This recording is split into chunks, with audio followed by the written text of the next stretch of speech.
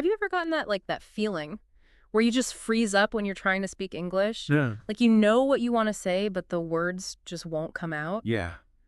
We're going to deep dive into why that happens and more importantly, how to break free. It's a struggle that's more common than people realize.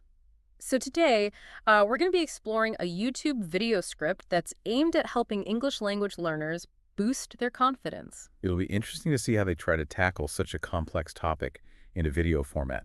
You know, our listeners are all about getting knowledge quickly and thoroughly and finding those aha moments. And you want those practical takeaways. Indeed. Hopefully this is right up their alley. Let's see what insights we can uncover. Okay, so the script jumps right into 5 common mistakes that learners often make that can really sabotage their confidence. Yep. The first one is overthinking every sentence. It's like that classic split-screen visual they use in the video. Oh, yeah. On one side, you see someone agonizing over every single word, and on the other side, there's someone just speaking freely and confidently. Right, instead of just saying, don't overthink it, which is easier said than done. I'm curious how the video actually tackles this. Yeah. It's one thing to recognize it, but what can you actually do about it? Well, the video really emphasizes that communication is the ultimate goal, not achieving this absolute perfection in every sentence. Right. And I think that shift in perspective is crucial. It's funny how we get stuck in that perfectionism loop. Oh, totally. It's like our brains are telling us, don't speak unless it's flawless. What do you think causes that mental block? I think a lot of it stems from the fear of being judged or making mistakes, Oh, absolutely. which leads us to the next point that the video addresses, Okay. the fear of making mistakes. Yes, and I actually laughed out loud when they used that ding sound effect every time they mentioned making a mistake. It's definitely a quirky choice. Yeah. What do you think their intention was by using that ding sound? Mm. Do you think it effectively normalizes the idea of making mistakes? It's almost like they're trying to turn those mistakes into something lighthearted, something that you don't need to take so seriously. Yeah. It's definitely more memorable than just saying, mistakes are okay. Definitely. Yeah. The bike analogy comes to mind. Oh, yeah. You're going to fall a few times before you master it. It is a good analogy, the bike riding one. Yeah. But it also makes me think about the role of resilience in language learning. Mm-hmm. You mentioned that the ding might normalize mistakes, but how do we build that resilience to keep going even after those dings, you know? That's such an important point. Yeah. Resilience really is key. Yeah. Because there will be setbacks and moments of frustration along the way. Absolutely. But the video moves on to the third confidence killer, Okay. comparing yourself to others. I think we've all fallen into that trap at some point. For sure. The video does a good job of visually depicting this, Yes. showing 2 people side by side, one fluent and one struggling. It really highlights how discouraging it can be to constantly measure your progress against someone else's highlight reel. It's not even just discouraging. It's completely unfair. Yeah. We all learn at our own pace. Yeah. We all have different strengths and weaknesses. Exactly. Instead of using those comparisons as a measuring stick, how can we shift that mindset and see those comparisons as something more positive? That's a great question. Yeah. I think it's about recognizing that everyone's journey is unique and focusing on your own progress rather than getting caught up in where you stand compared to others. Mm-hmm. The video actually suggests viewing other people's success as a source of inspiration. Oh, that's interesting. What can we learn from their journey? Yeah. What strategies did they use that we could adapt for ourselves? So shifting from they're so much better than me to what can I learn from them? Exact. I love that reframing. And that brings us to the fourth mistake. Okay. Highlighted in the video, sticking to a limited vocabulary. Okay. I actually really like the metaphor they used. Okay. A locked box representing a limited vocabulary. Hmm. It might feel safe and comfortable, but it also limits your ability to really express yourself fully. It's like exploring a new city, but never venturing beyond your hotel room. Exactly. You're missing out on so much. And what's fascinating here is that the video challenges viewers to actually expand their vocabulary Okay. by setting daily goals for learning new words and phrases. That's a good idea. What are 3 words you'd want to start using more confidently? Ooh, that's a great exercise. Yeah. I'm going to ponder that one for a bit. Okay, me too. We'll come back to that. Okay. Let's move on to the 5th and final mistake the video tackles. Okay. Thinking in your native language instead of thinking directly in English. This is a big one. Yeah. It's like driving with the parking brake on. Ooh. You can still move, but it's not as smooth or efficient. The parking brake analogy is vivid. Is it? Yeah. Yeah. But this challenge feels particularly daunting to a lot of learners. Yeah. How can we train our brains to think in English without constantly relying on that internal translator? That's a question that delves into the fascinating realm of language acquisition and cognitive science. Yeah.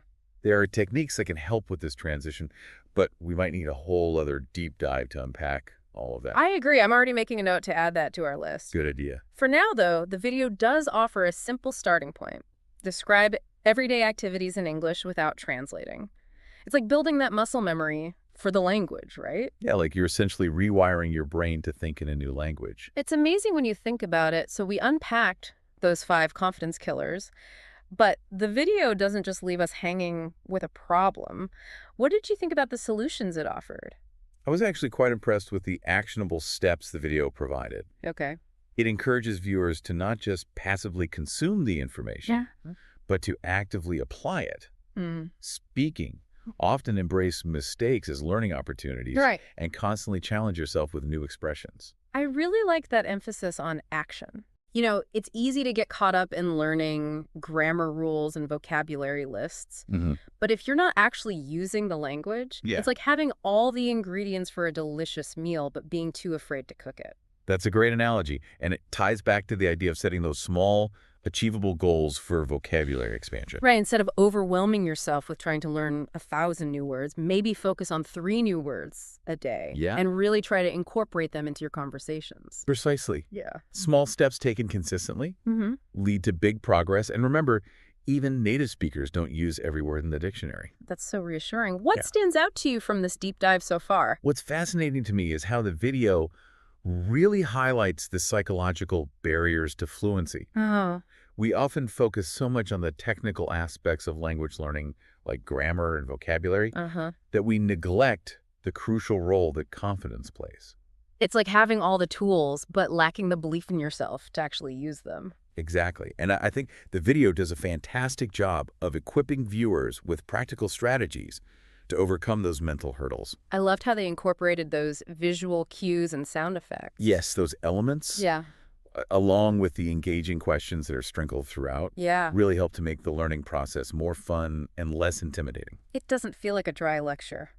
Not at all. That's something we strive for here on the deep dive, too. Absolutely. To make even complex topics accessible and engaging for our listeners. Learning should be a joyful experience. Mm. And I think the video really successfully captures that spirit. Yeah, when you're enjoying the process, you're more likely to stick with it, right? Exactly. And that persistence is key to seeing those long-term results. Speaking of results, what's the biggest takeaway you'd hope that someone listening gets from this deep dive?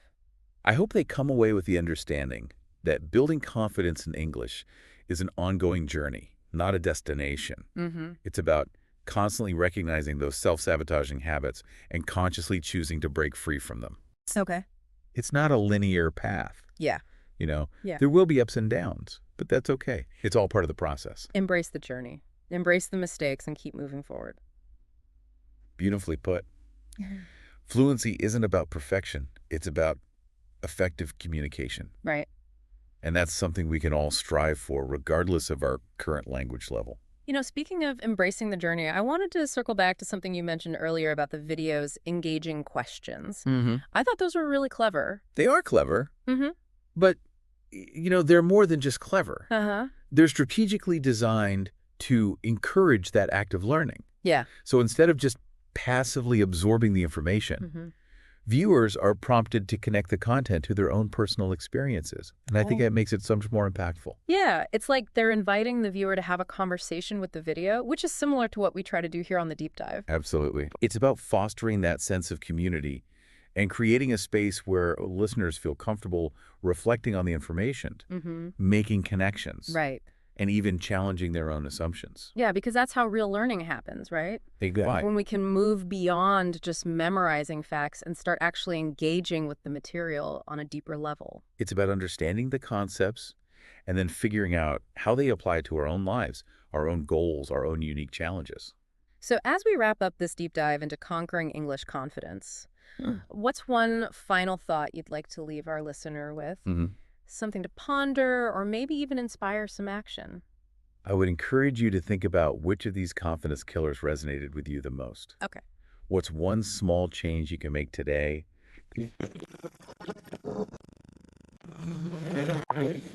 Overnight transformations. Yeah. It's about those consistent small steps that lead to lasting change. Small steps, Yeah. big results. I love that. And if you're listening, we would love to hear your thoughts. Share your struggles, your victories, anything that resonated with you from this deep dive. Let's create a community of confident English speakers, Right. all supporting each other along the way. Because we're all in this together. We are. And it's amazing what we can achieve when we learn and grow together. Beautifully said. Thanks for joining us on this deep dive. Until next time, keep learning, keep practicing, and keep believing in yourself.